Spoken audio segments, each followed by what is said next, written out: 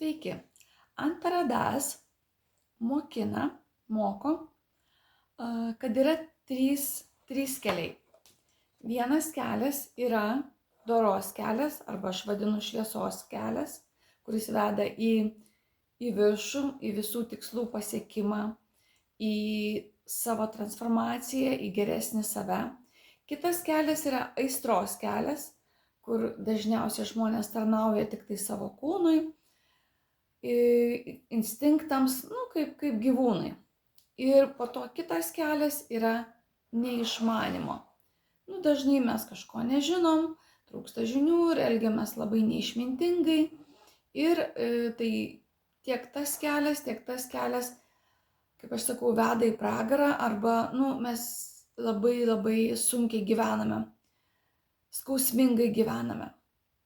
Tai aš buvau ir tame kelyje, kol atradau visas tiesas, kurios yra čia. Tai užtruko 10 metų. Nuo 33 metų aš pirkau saloną ir iki 43.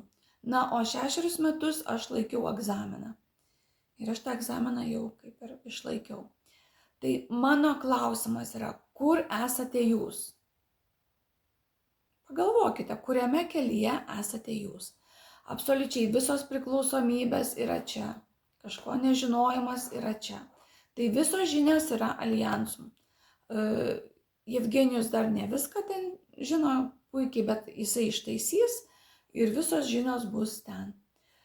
Ten bus labai daug kitokių mokytojų, kurie prisijungs ir labai laukiame jūsų.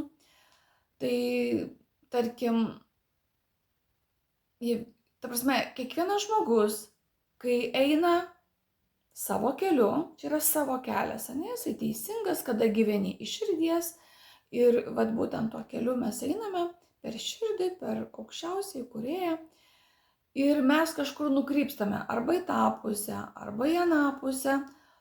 Tai iš karto atsitinka kažkoks įvykis, kad mus atgal sugrąžintų į tą pačią savo vagą, į savo gyvenimą, į dorybės, į tikslų siekimą, į švarų, gražų, tyrą gyvenimą.